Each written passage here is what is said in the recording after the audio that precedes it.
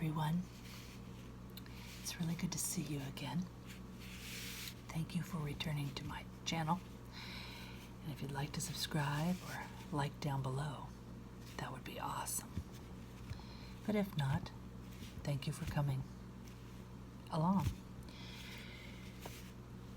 Now, this video was meant to be a continuation of my previous video that got stopped abruptly, and I do apologize for that.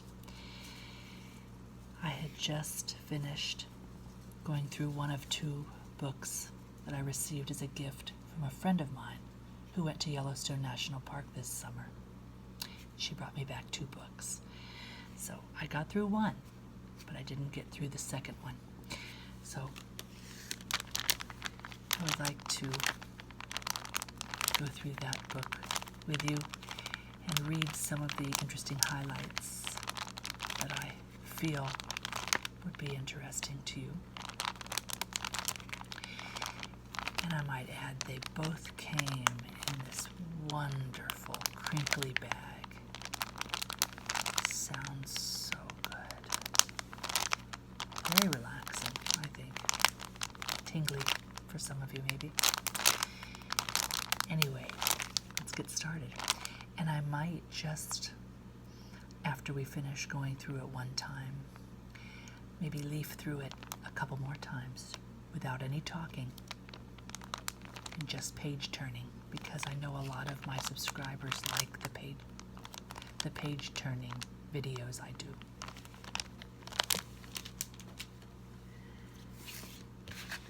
So here's the book.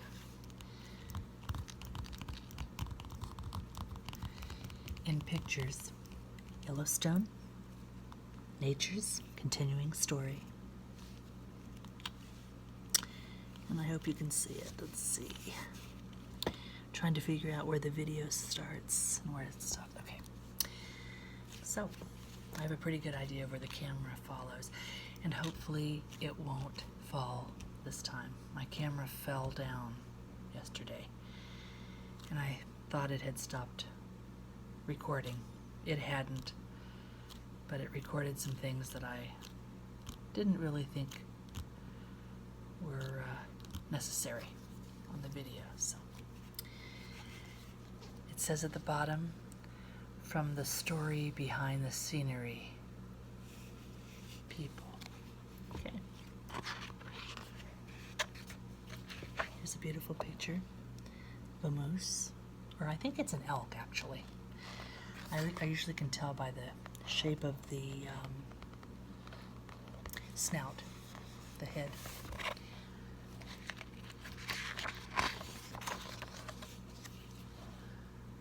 The tiered and scalloped pools of Minerva Terrace serve as a colorfully evolving backdrop to historic Fort Yellowstone. The ledges are formed of ornate travertine deposits.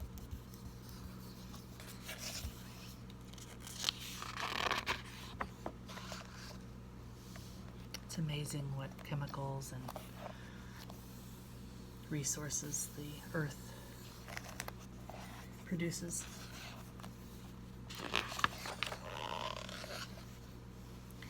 Yellowstone is a place that captivated a continent and a concept that inspired the world.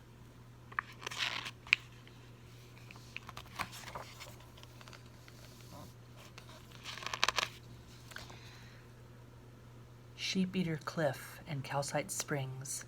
Basalt columns formed when black lava cooled. As the lava flow cooled, it contracted and cracked into 5, 6, or 7-sided vertical columns.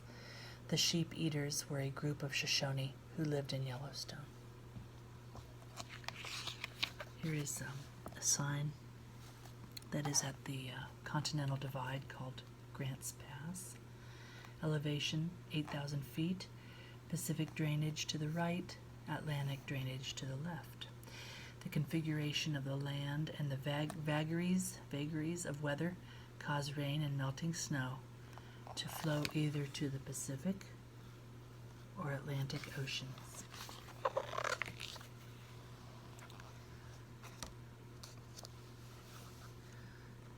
Unlike the Grand Canyon of Arizona, formed principally by the cutting action of the Colorado River, the Grand Canyon of the Yellowstone was formed by the erosive action of the Yellowstone River. The lower falls formed where lava, which resists erosion, has been weakened by downstream hydrothermal activity.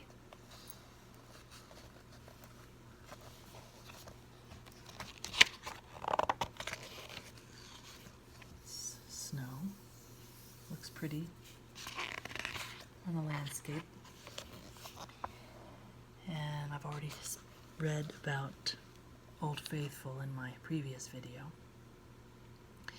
but this might be interesting to you. Of water, heat, and rock. The geyser suddenly explodes with a roar. The waters that hang suspended for one shimmering moment may have last captured the sunlight when mountain man John Coulter set his eyes on Yellowstone in 1807. The waters that issue from a geyser are old. A drop of rain falling on Yellowstone travels a distance of 1 to 2 miles into the subterranean labyrinth.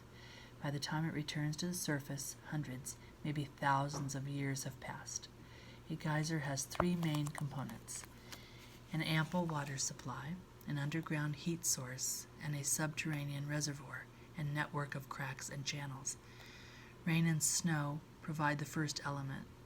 Molten rock closer to the surface in Yellowstone than in other parts of the world heats the rock with which the seeping water comes into contact. The heated water rises and eventually flows into the geyser's plumbing system, which usually lies within 100 feet of the surface. This interconnected system, unique to each geyser, shapes its appearance and behavior.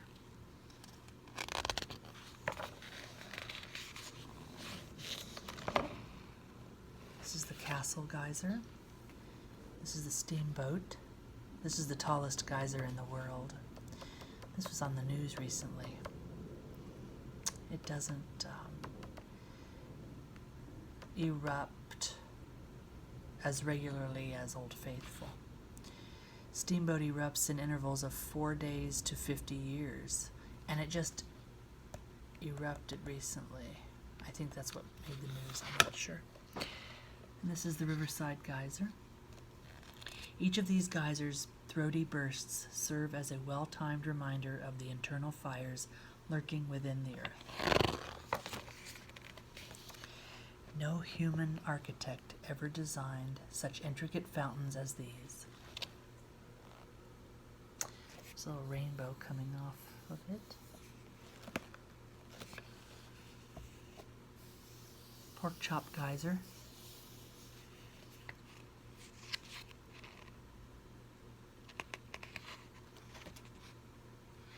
Oh, this geyser can no longer be seen in the winter or summer moods. It destroyed itself in a sudden steam eruption on September 5th, 1989. Perhaps no other feature speaks so eloquently of the constantly changing nature of Yellowstone. So they don't last forever. There's some elk cows. Narrow gauge spring. You can see that.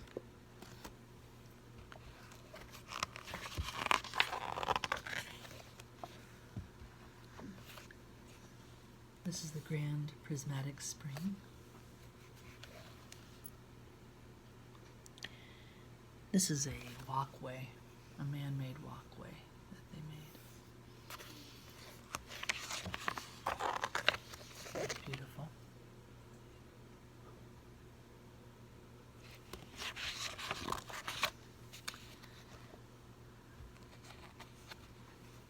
Of bone, feathers, and velvet. While well known as a sanctuary for the grizzly bear, American bison, elk, bighorn sheep, moose, mule deer, and pronghorn, Yellowstone is also a haven for a great range of less charismatic creatures.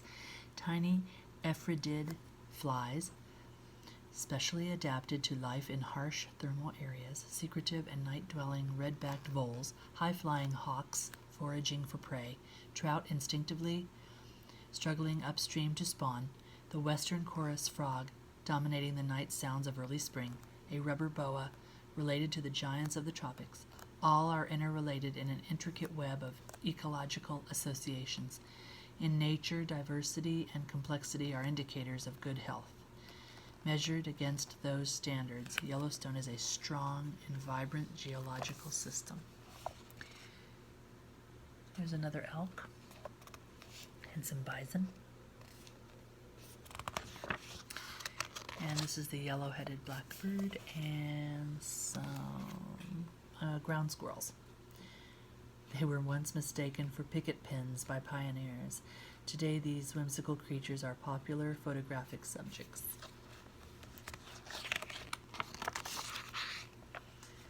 We had that picture in the other book. Grizzly. Pronghorn fawn. And there's our moose.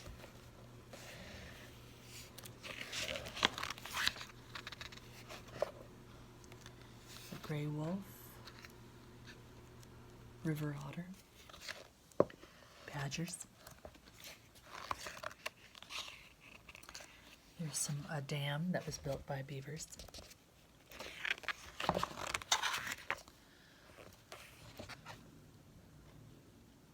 Trumpeter swan, spindle-legged killdeer. They like the hydrothermal areas. Winds of 50 to 70 miles per hour pushed raging crown fires on Black Saturday, August 20th, 1988.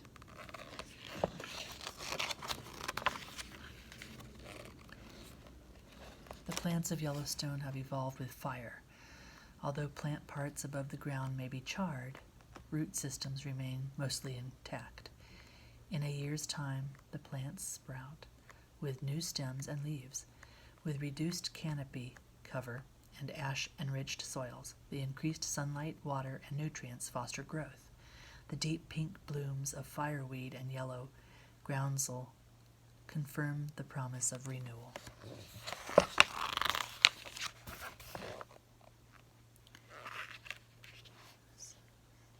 Some signs of rebirth. Astride the continental divide, the water of Isa Lake supports a luxuriant growth of pond lilies. Attached by rootstocks to the pond bottom, the leaves and flowers create cover for pond inhabitants. Season of renewal.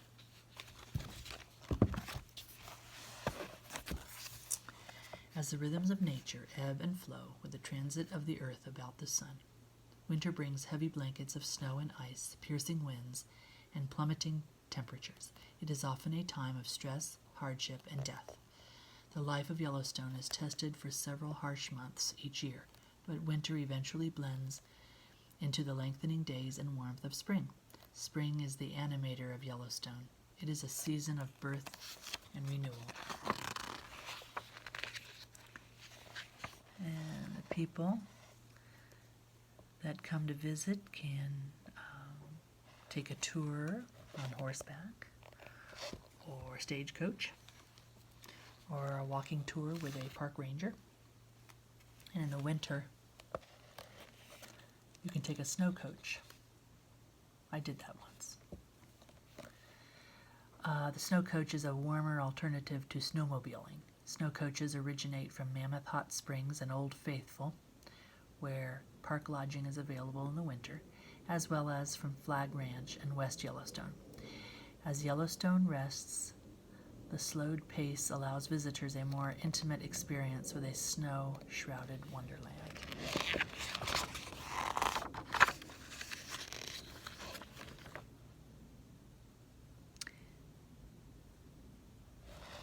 A prudent hiker exercises caution while crossing a stream bottom cobbled with slippery, algae-covered rocks, with over 1,000 miles of trails varying in degree of difficulty. Yellowstone is a mecca for hikers.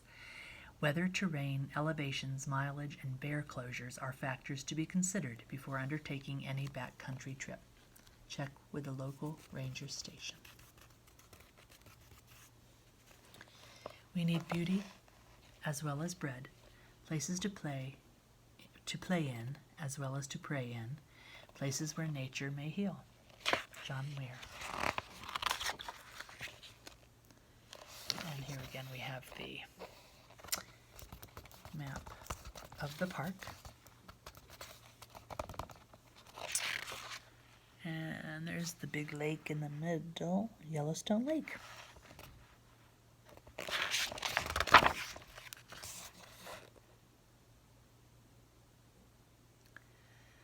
And here it says something about national parks. National park areas are special landscapes set aside by acts of Congress to protect and preserve features of national significance that are generally categorized as scenic, scientific, historical, and recreational.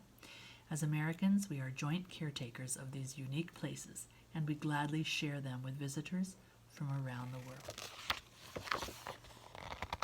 Here's one of the entrances again. And I believe it was President Ulysses S. Grant who signed the Yellowstone National Park Act, creating it to be the first national park in the world. And there is a beautiful scene above the river. Looks like it's sunrise or sunset. I'm not sure which one.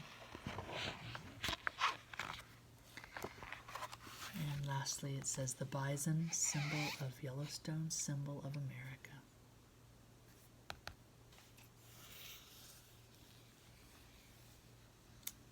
I like his little beard.